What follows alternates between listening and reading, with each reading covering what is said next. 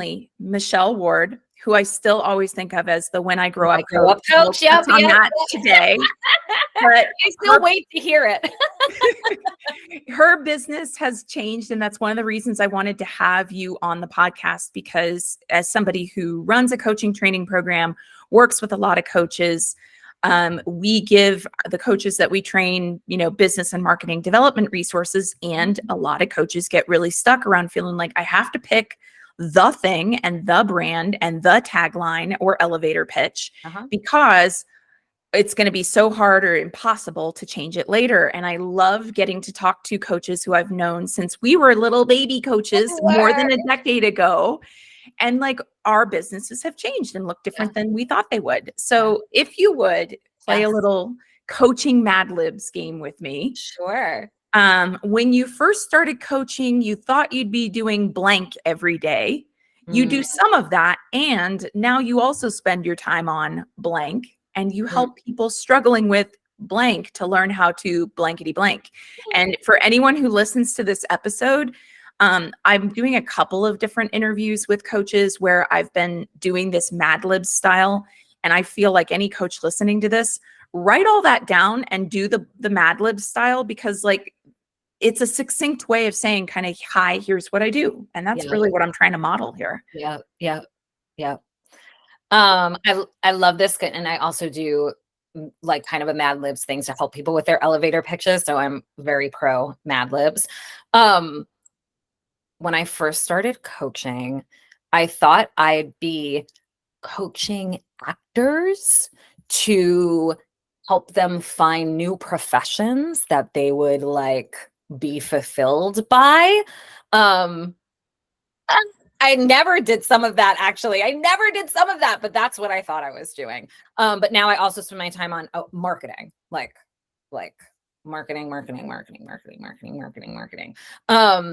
Now I help people I help creatives who are struggling with discovering, launching, growing their sustainable businesses, to learn how to make it work for them and their ideal clientele. Yeah. And the sustainable part is really important because, as you and I were chatting about right before we started today, I mean, it's just so easy to try to be everywhere at all times, doing all the things. And then, especially if you're not sure how to measure your efforts, what's working, what's not working, it can just get really, really overwhelming. So the blessing and the curse of being an entrepreneur in 2024. And, when we first came up together, I joke it's when dinosaurs roam the internet, just like I call myself an internet dinosaur too. Yeah, over all of our websites, just dinosaurs walking, and people would say, oh, how did you market yourself when you first launched? And, like it's laughable, right? Like I would say to them, we had blogs where you would comment on each other. People read. I remember binging blogs, but not only that, you would comment and become friends with the person who had the blog just by comment. It was like and Twitter was like the one place everyone was, it was newly Twitter, it was blogs, it was newsletters. So different back then. So different. Yeah, it's been quite a ride, and it's an interesting time to sort of be doing the entrepreneurial thing. We can get into like a whole thing about it, but I actually wanted to, in going along with this timeline idea, one of the things I love about following you, and something that I think you do that not everyone else is doing, and I feel like I haven't kept up with enough of the same metrics. You're totally modeling and inspiring me, like, oh yeah, I should keep up with these metrics myself. But one of the things that you do is you actually do throwbacks. You throw back to when you first started and said, this will be a full-time gig. Recently on LinkedIn, you've been doing a lot of transparency around here's what my launching process looks like. Here's how many emails I sent to get this kind of result, which I love all of that. What have you learned about the common struggles of business owners, coaches in particular, during, I'd say, the first 5 years of standing up a business? Because I feel like the first 2 years are it's just, whoa, it's like all the things and all that. But then around that first 5 years, somewhere in there, people tend to find their flow. I'm Yeah. curious what you Yeah. notice. Yeah. I think it's that expectation that we kind of touched on earlier where like, people become coaches because they want to coach and they will coach, but that's going to be if an 80-20 rule applies to the start of your business, you're going to be working on marketing and admin stuff 80% and only actually coaching 20%. And I think in those first 5 years, that number will shift. I mean, and I'm sitting here 15 years later and I don't track my time so closely anymore, but I would say it's been like it's hard to get away from 50-50 unless you have a team and unless you're just delegating and you don't have to wear all these hats yourself. But I think that's the big piece. I think that the clients that I work with, who are coaches, who are consultants, who have these service-based businesses realize, oh, the marketing piece, reaching out to people. I call it seed planting instead of pitching. Because, and I take the analogy pretty far because I'm like, it when you open up your mouth and you talk about your business in some way, you are planting a seed, and it might be something that sprouts right away where you go, oh my gosh, I forgot. I just planted that. Look, and now like something has grown and sprouted. It might be that like, oh my gosh, I planted these, like nothing happened all year. Like, what did I do? I must have done something wrong because this just didn't come to be at all ever. And then there might be like, oh yeah, I planted that last year and now it's, coming to fruition. So I think if a new business owner is doing it, a new coach is doing it right, they're spending a lot more of their time building relationships, planting seeds, pitching, talking to people, putting their offers out there. I think especially coaches, we're in this business because, and I know this is true for your people that come through your program.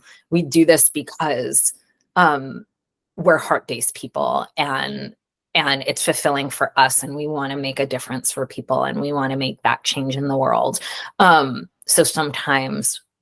oftentimes, and not to gender stereotype, but I think especially if you're a woman, it's often very hard. They want to give, let me help, but they don't want to sell. So I think that's all kind of related there, if that answers your question. Yeah, I would definitely say that is a fear that, speaking of somebody who like works with courage all the time, that I still have to work through sometimes, of like not wanting to come across as too salesy, not wanting to come across as too pushy. Yeah. And then also recognizing that it's like, to me, the reframe I found that helps me the most is, am I standing in the truth of how awesome I believe this can be for someone if they jump in? Because if I'm standing in that truth, then great, I'm there. And then the other thing is just thinking about like how many of us have worked jobs, like say in corporate, selling a product of some kind that we did not believe in at all. Right. And we show up to the meetings and we're like, hey, everybody, how's your Monday? And we're like, yeah, and we're that person for like some product we don't believe in at all. And I try to remind myself, like, if I believe in it, why wouldn't I be? Yes. Like, actually, I think this is really profound. Yes. I'm so with you. And kind of in a parallel guidance that I give my clients too, and myself. Your business is a business because it solves a problem. So if you provide a solution to a problem and you have the opportunity to take that pain away from someone, then why would you keep it to yourself? It's actually kind of selfish, right? Like use it to help other people. And again, knowing that we are heart-based ethical people who work with heart-based ethical people, I say to my clients, unless you are buying mailing lists and spamming people, unless you're doing these unethical things, everyone who raised their hand to hear from you, whether they sign up for your newsletter or they follow you on social media, they voluntarily did that because they want to hear from you. So try to remind yourself that they're there voluntarily. They want to hear what you have to say when you have to say it. Otherwise, they wouldn't have followed you or signed up in these different ways. So tell them how you could help them. Tell them about, the problem that you solve. And if they don't want to hear from you anymore, they'll leave in whatever way. So we have to remind ourselves of that too. Yeah, yeah. It's a hard thing. And I think the other thing that I see a lot of people get stuck in those first few years is everybody's kind of saying the same thing. And Yeah. I actually, and I don't mean this like it's a copywriting problem. It is, Hmm. but what I mean is, I'll work with coaches and maybe I'll have two coaches in a CLCC cohort, both of whom want to be wellness coaches. Hmm. And one or the other of them will feel a little bit like, I feel weird about like, well, what about, like I want to do, work with the same kind of demographic or Hmm. audience as this person. I know what I like to tell people about that, but I want to hear what Yes. do you like to talk to Yes. about people when they're kind of like, well, but there's already a lot of people in the da da da da da space. Yep. Yep. This is the homework that I give them. Take the title that you have or kind of business wellness coach and put it in Google and open up every different website that comes up on the first page. Open up all those different websites in a new tab and go through those websites. Look at the branding, look at the offers, look at the person's story, look at how they're marketing. This is leading the witness because I've never had someone do this homework and be like, everyone was exactly the same. Or there's like every single time you do this, you'll see, oh, I'm opening up 5 different businesses, 8 different websites, and like they're all different. There is room for everyone. And there is a piece, this is a hard thing to trust. And especially when you're at the very beginning of this journey, when you don't have that experience yet and you haven't clocked time in your business, then it's hard to trust this fact. But there is just something about like who I am, what I offer, what I do, how I do it, why I'm starting this business, why I'm coaching these people in this way is unique, even when there are, thousands of other people doing something similar. It's Mhm. never going to be the same. It's never going to be the same, nor should it. And it's just, you have to trust that you are a unique snowflake in a lot of ways. And as long as you stay true to who you are and put that out there in a way that makes you comfortable and comes across in your messaging and your branding, then like chef's kiss, you'll be great. It'll be great. I love that. I do the like kind of inverse one, which is thinking about, okay, let's say in corporate, the odds are actually more stacked against you. Let's say you're a project Mhm. manager. Uh-huh. There's like 50 bajillion project Oh managers. yeah. And an organization usually only needs one. You're right. Right? Right. Like in a Right. way, like the odds Right. are more stacked against you to be a successful project manager in corporate than they are to be a coach in the niche you want to be in that's Yes. going to bring in, say, 15, 20 clients. And, Yes. yeah. Love that. But Love when I was thinking of your example, I was thinking like, yeah, it's also the flavor that that. Mhm. people bring Uh-huh. because there are people I can just speak to kind of the psychology of courage space. There Uh-huh. are people who are very cognitive behavioral in their approach. There are people who are very tough love in their approach.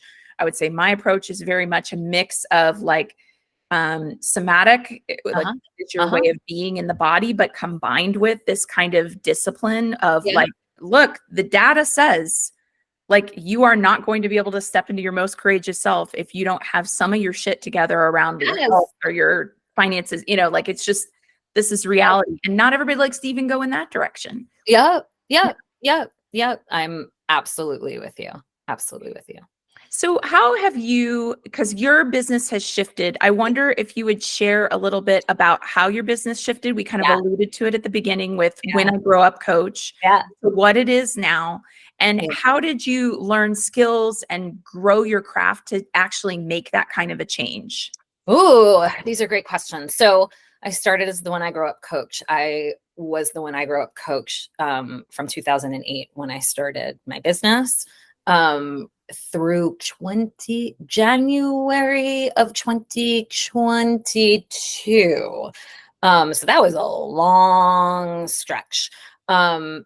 I started as a career coach for creatives. I basically became the coach that I needed at the time and had trouble finding when I was pursuing acting and musical theater as my career.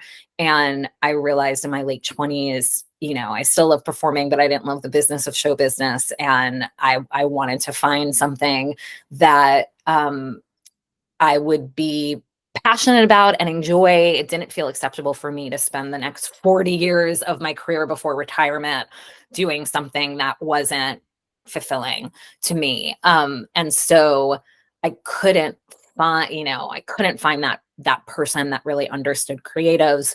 I read What Color's Your Parachute and like threw it across the room after the third exercise. And so I really thought I'd be working with actors. But I just couldn't reach them at the right moment. And I wound up, thankfully, being a career coach for creatives who really wanted more creativity in their career. I kind of got, had a meeting with someone who ran like Etsy education, and I was, all these Etsy sellers, and it was so cool and great. And I went, oh, this isn't what I thought. I thought I was going to help people get out of acting into a different thing, but this is better. I like this a lot better. So it really was more career coaching. Let me help you find that career that's going to feel exciting, valuable to you. And after a few years of that, I realized I was working with either people who wanted to be business owners or people who were already business owners. And I went, oh, I think I'm a business coach for creative people. And that was really solidified probably in like 2012-ish, just 12-ish. So it was probably 4 or 5 years in. So I had those kind of pivots just in the first few years, but I kept the name, I kept the moniker. And it was really about, let me help you discover, launch, grow your business. And in 2020, I had a banner year financially, wonderful year for my company, but I was running, I think, 5 or 6 group programs and then doing one-on-one sessions. And it was just not sustainable at all. And I thought, how could I simplify this? I need to clear the decks. And I decided to go all in on a program that I had been running since 2018 called 90 Day Business Launch. And I went, okay, this is all I'm going to offer. And I went from being the When I Grow Up coach to just the founder of 90 Day Business Launch. And I was going to help creatives specifically just launch their businesses. And it didn't work. It didn't work in the time frame that I needed it to work financially. When you're self-funded and you don't have runway and you don't have, investors and all of that, I just couldn't financially make it work. So about a year or so later, maybe a year and change, I said I want to go back to the Discover, Launch, Grow buckets, for lack of a better word, that I used to have. And it doesn't make any sense to call this a 90-day business launch. And so as of last August, I renamed the business Hello Business. So there's been a lot of changes, and I don't regret any of them. And, being an entrepreneur, especially I think in the coaching industry, is just about constant and consistent experimentation, Yes. Evolution, and continuing to just find the middle of that Venn diagram between what do I want, what works for me, how do I want to work with people, and that other part of the Venn diagram that is, what do I think my ideal clientele want, and let's figure out the middle of this. I don't know if I answered all the questions that you asked me there, but follow up. I'm actually curious, how do you differentiate? Because I'm sure, we've talked about this thing of early on business owners feeling like they have to get it right. Yeah. So you're going to iterate. Yep. And you have to figure out some way of separating the idea that actually is your true north from the idea that's just kind of like the throat clearing, so to speak. Yeah. Really get down to it. And I'm curious for you personally, how did you figure out, or what were the signs to you of it's time to pivot this direction? Oops, nope, you turn back because it's actually, that was not the direction for me. Yeah. I mean, for me, I always I always listen to my gut above everything else. And I do think and wish and want to say to all the, especially the new coaches out there, we want the blueprints. We want someone to just give here's the path, just do this and it'll all work. And like, it just does not work like that. Does not work like that. Okay, everybody, you heard it here from Michelle. Please. There's no like 5-step path. No. And also, just so we can clear the air, anybody who is selling here's how you have your 6-figure month. Oh my God. Shut up. Run. Stop. Just Run. stop. They Run. have one Run. person ever who had a 6-figure month, and they're trying to pretend like it's replicatable, Yes. or they're lying. It's Yes. one of those two. Yes. Well, and I think, okay, I'm on my soapbox now. Go there. You're right. And I will go there. And because I'm a creative, multi-passionate person who prioritizes ethical behavior, and I want to conduct myself in a way that makes me proud. And I'm never going to be someone that'll just follow those instructions, even if they don't feel good to me. I mean, that stuff might work for the person that's just like, yep, I will follow this to the letter. And I don't care if it's like not how I want to conduct myself like that, but that'll never be me. And those are usually never my clients, because we're not about success and money, whatever, at all costs or at any cost. So yeah, the people who talk about, before we started recording, we talked about like the coaching industrial complex, and, those are the people who say, yep, just follow these 5 things and you'll make, 6 figures in 6 minutes. Or I can't, I want them all to go away. It does not work. So, what was your question, Kate? How do you know? How did I know to pivot? How did I know to pivot? How to pivot? And you were talking about, really believing, going with your gut. Yeah. So I think, back in 2020, when I had this banner year financially, but like emotionally, I was just kind of just barely holding it together because I was just so overwhelmed by all of my offerings and everything I was doing. That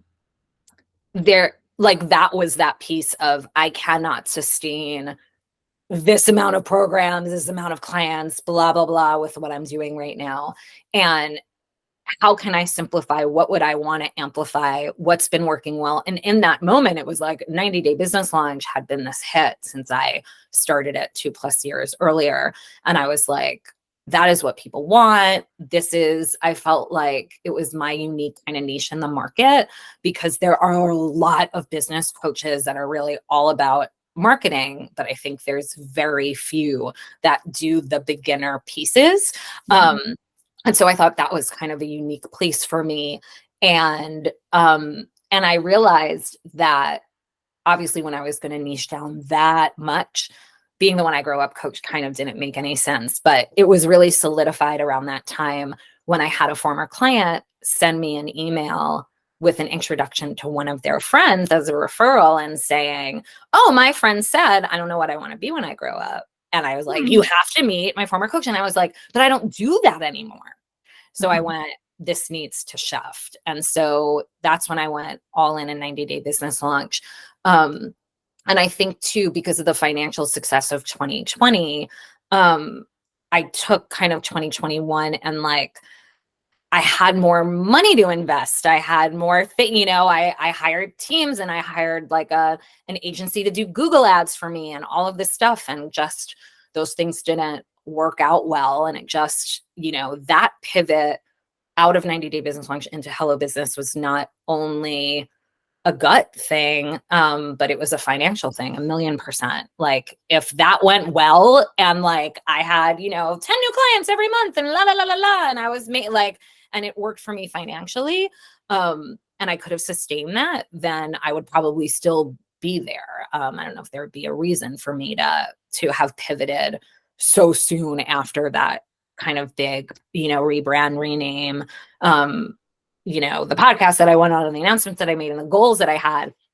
I think if I had more runway, then I might have gotten there, but I just didn't in the amount of time. So that was a more of a financial piece of like, I need to bring in more money. How am I doing this? And it did, oh, there was a point, I mean, most of last year, I was just really, I don't want to say, I'm trying to find the right word, not detached, maybe depressed. Like I did have, high functioning depression for sure, which I never really experienced before. I was just so disconnected. Maybe that's the better word, from my business.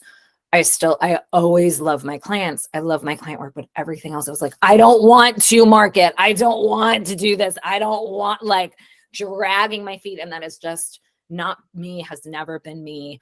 And I think refreshing things, going into Hello Business, like kind of reinvigorated things for me. So that's how I know now too. It was a better move, and financially things have been better for me having multiple offers and multiple streams of income. Even though it's not financially how it was back in 2020 and 2021. It is an interesting thing. 2020 was also a huge year for me financially. And I the reason I actually think about that being interesting, Yeah. that both of us had such a great year, is just think about how often people want to get into entrepreneurship, but they're like, it's not the right time. Yep. Yeah. And I mean, like, legit, the first, quarter or so of 2020, I was like, oh my God, how is my business going to stay open? Of Not course. because people weren't coming, but because it just was like all the economic headlines were doomsday. It was just really bad. Yep. And then now it's like, yeah, that was my very, very, very, very, very best year ever. And I hear that multiple six figures. I was like, yes. whoa, when I did taxes, I was like, oh, yes, I made just over $300,000 gross income that year. Same. Yeah. Right. And so then in 2021 wasn't that far behind. And it really was, I think with COVID, it was like, oh, my business can survive a global pandemic and thrive. Right. It was, and I think that's what made this roller coaster dive of 2022 and 2023 feel so hard, and had a lot, I think, of coaches that we have come up with who've been in the space for a long time. All of a sudden, they're stepping back, or they're getting jobs, or they're selling, or they're whatever. And an FYI to your people listening, that I have a free series called The State of Our Businesses, Why Everything Feels Hard and What to Do About It, that I know is helpful, not just for more seasoned entrepreneurs like us who did see those ups and downs, but for new entrepreneurs, especially coaches and those of us in the service-based businesses. That's mostly who I have as my audience, to just hear about what is different right now, and what hasn't been working lately, and what are we doing about it. And so I have 2 more live calls scheduled that are coming up, and I don't know when this is going to air. I always forget to ask, but it doesn't matter, because I'm going to keep it just on my freebies page as something someone can sign up for and get recordings for at any time. Because it really is kind of like the wild, wild west of online businesses and marketing your coaching business, and things that used to work just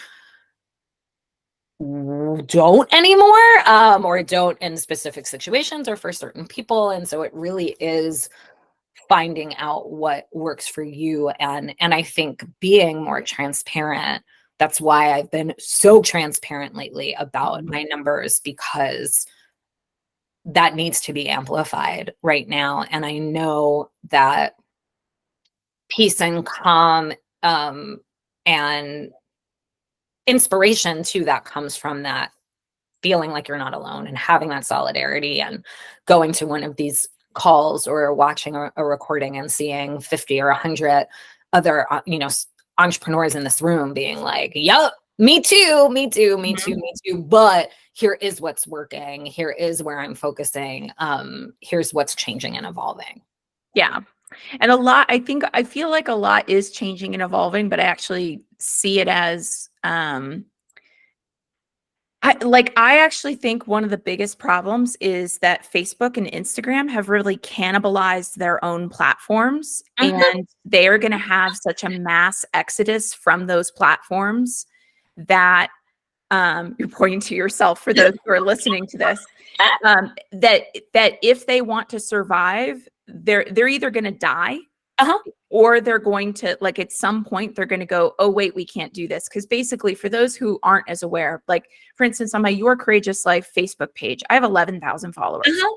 I Uh-huh. schedule out my content and I can see the analytics, and Uh-huh. you can see reach on your analytics, like how Uh-huh. many people was this shown to, Uh-huh. and you can see engagement, which is how many people like or comment or Yeah. whatever. Yeah. And for 11,000 people that I don't know how you would buy followers, but like, just Yeah. let Right. me Right. be Right. really Yeah. clear, I Yeah. never bought followers. I Yeah. never, Yeah. these are people wanting to follow me. I have posts that get 0 reach, Okay. or Thi- three people, This or is 5 why people. I abandoned Facebook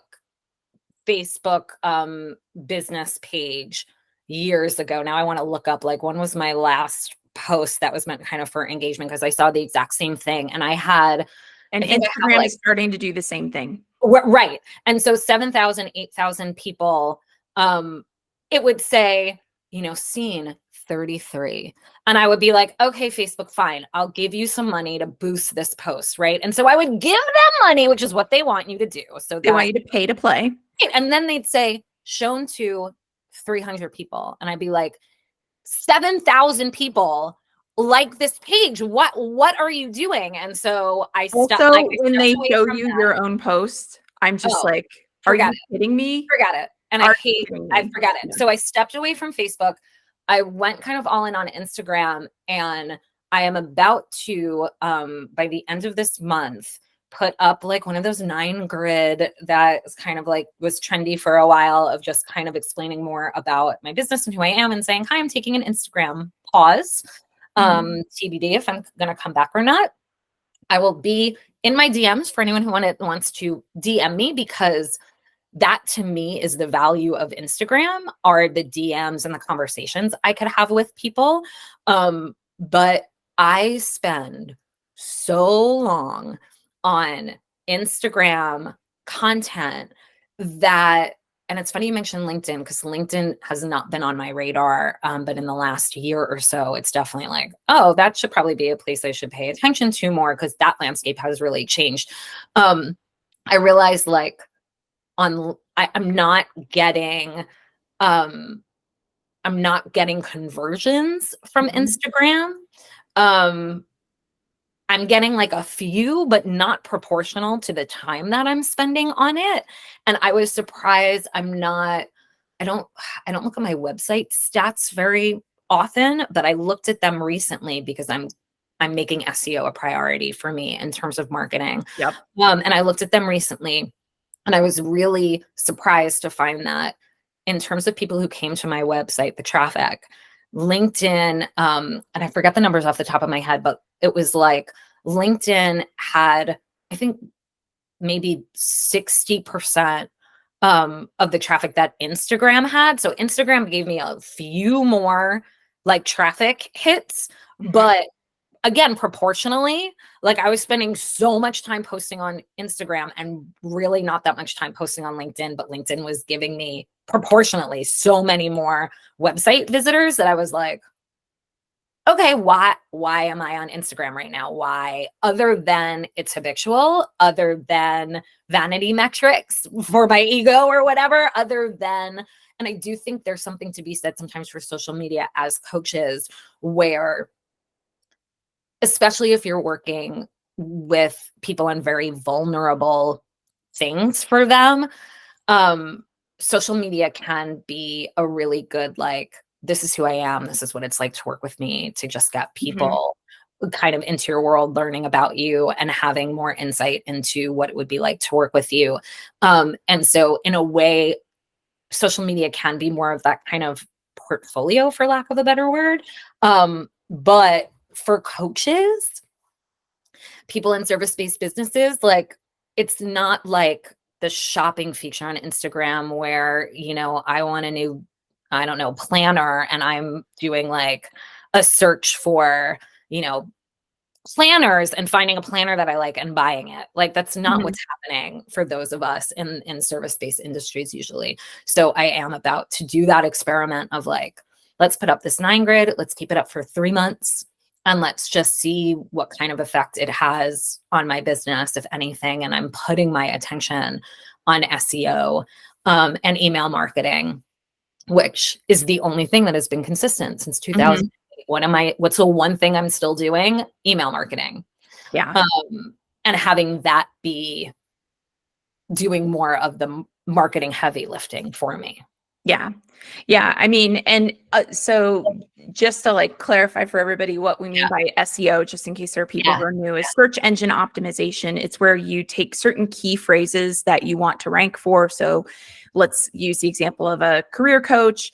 Something that someone might go onto Google to search for if they are struggling with their career is like, how can I change careers in midlife? Yep. So if Yep. you're a career coach and you want to work with people who are changing careers after 10, 15 years in one industry to go to another role, you need to have some kind of blog post on your website that is how to change career, literally titled how to change careers in midlife. Yeah. It could be a video, it can be a blog post, it could be, whatever, but you need something that's going to help you to rank for that. You need to use that that hashtag, when you're posting on social, things like that. Yeah. Speaking of all the things you're talking about, SEO, has always been something that I've prioritized, with like podcast episodes, especially. Yeah. And then LinkedIn, I feel like, is what Facebook was in its good days before. Yes. Like everybody started just like arguing all the time. Yep. I see that too. And I do think LinkedIn, I used to only recommend it for my clients who were either B2B, like business to business, where they were looking to work with other business owners, other companies, or career coaches, where I would say, oh, the people who are looking for new jobs are probably on LinkedIn. But other than that, I would tell all my other clients, LinkedIn is not the place for you. You don't have to worry about it. And now I'm absolutely not saying that anymore, because it is a very kind of different place. And I think building up your expertise and being able to engage there, there is, I think, a certain type of person that's just on there now as for social media purposes and for networking and connection. But I'm also hoping, like, I realized my profile needs some help. Like I need those sorts of pieces too. I don't have a lot of I have a trillion testimonials on my website, but testimonials related to me as a coach or a speaker or anything in the last 15 years are like very sparse. So building up those sorts of things feels like a much better use of my time, and it's going to give me a better return on my investment than just posting to the void, which I feel like is what Instagram is, and is what I feel like TikTok kind of is too. Oh, really? TikTok, I'm having a good time with. I'm on TikTok personally all the time. I love TikTok. But I haven't had any content like go viral or get me clients or la la la la la. So, I might go back to just like, if I stop thinking about, if I'm not posting on Instagram, that was always the thing. Like I need reels on Instagram, and then I might as well just post them on TikTok. But if I just want to create fun stuff or go back to, there's part of me that just wants to go back to not being so strategic about my content and my posting, and just being more of like, hey, what if I just like do a silly reel when I want, or go on TikTok and talk about, the musical theater casting I made up in my brain for, the next iteration of Sondheim musicals that I want to see, just like something that has nothing to do with coaching, but is just like, gets me back. Same thing, my email newsletter. It's always like, this is a how-to post on how to do this. And now this is a sales post. And now this is a launch post. And this is, what if I just like sent an email and I just had something to say, and what, let's see what that happens. So, I think there is that connection, and what I have noticed too, unfortunately, is people are not used to right now in 2024 and sales situations being treated like a human. Really Oh interesting. my gosh. Wow. I'm getting on consult calls. I really people verbally, multiple people verbally saying, thank you so much for not doing a hard sell with me. Thank you so much for giving me time to make this decision. I'm getting people in Instagram DMs where, I don't have a bot posting for me. I have Mhm. like a couple times a week, I look to see who followed me.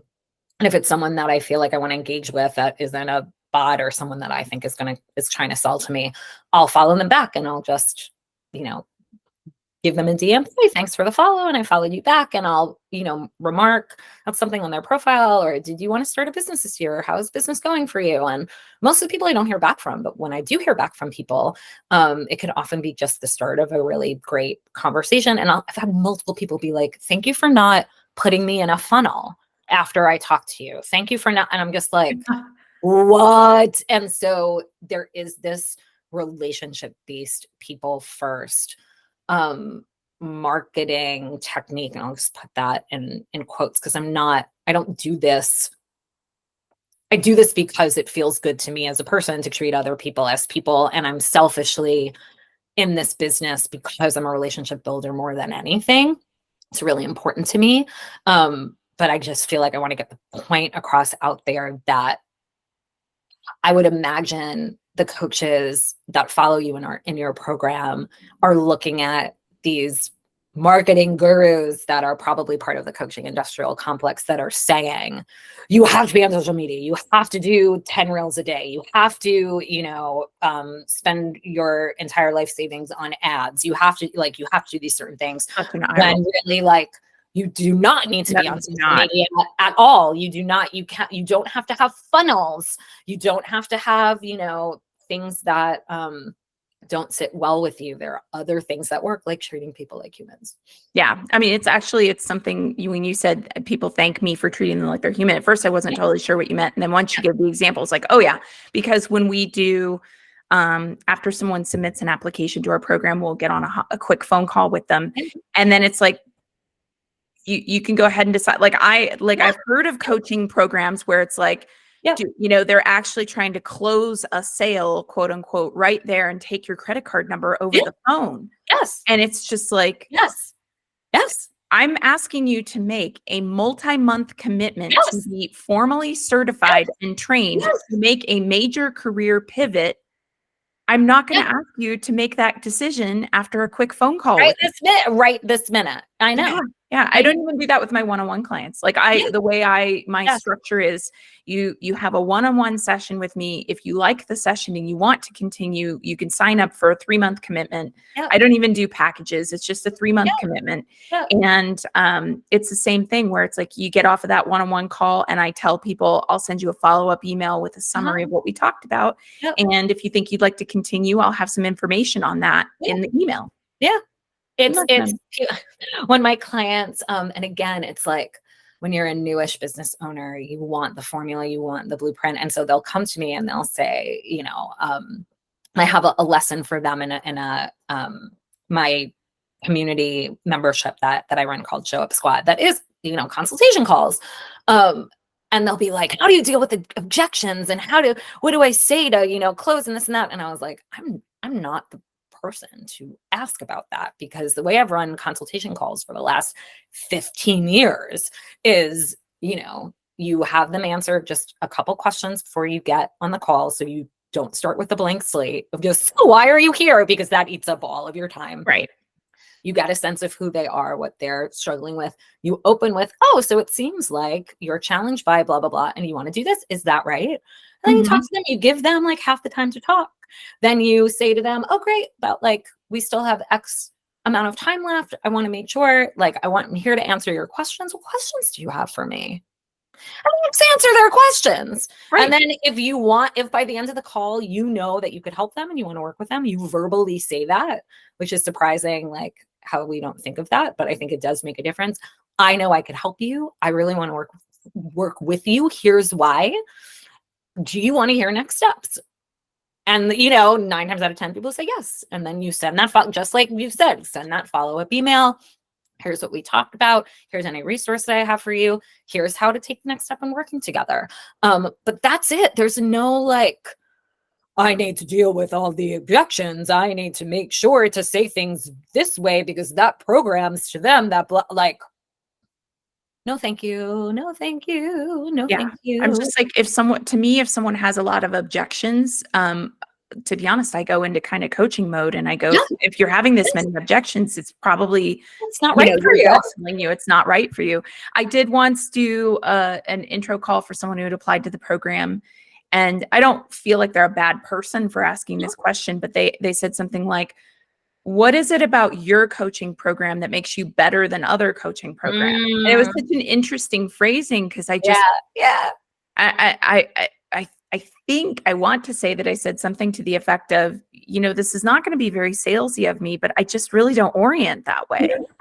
I'm just like, I can tell you like our goals and why this is different, but better is yeah, I'm not there. I would do the same exact thing. I'm not looking over at them at all. Like I don't even totally know all the other coaching training programs that are out there.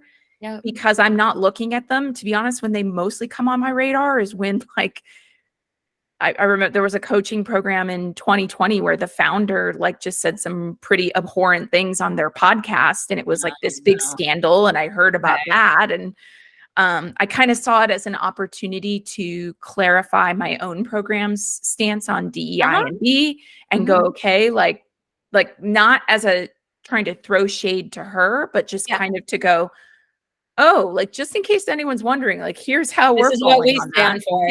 This is how we. Yep. But it's like that's the only reason I heard about it is because it was this scandal that got talked about. It's kind of like, Well, and it is interesting, right? Like I'm trying to think, have I been put in that position on consultation call to kind of like the person's asking you to kind of hard sell yourself? Yeah. Not what I'm here. I'm here to give you the information. I'm here to answer your questions. And I will often say the consultation calls are like, they're your calls. So tell me what information you need from me to help you make the best decision for you. Yeah. The end. And again, it's like one human to another human. Like I'm a human getting on Zoom with another human to see, can I help you? If so, how can I help you? If not, do I know of anything or anyone that could help you? The end. That's it. That's marketing takeaway here. When you market to people, treat them the way you would want to be treated. If you wouldn't want your name to be bought and sold on a spam and then spammed on a newsletter, don't do that. If you don't like being hard sold to, don't do that. If you don't like a bait and switch, don't do that. If, like it's always, and then you're aligning with your integrity. So 1,000,000%. Yeah. All right. Well, Michelle, you've given us so many incredible tidbits today. Where should people go to find out more about you and all that you offer and get all this help around? It sounds like refining your message and like getting your business out there and knowing how to rock a consultation call. Yes. Just go to ohhellobusiness.com. Especially the freebies page. There's a lot there, and I'm just continuing to build that page out.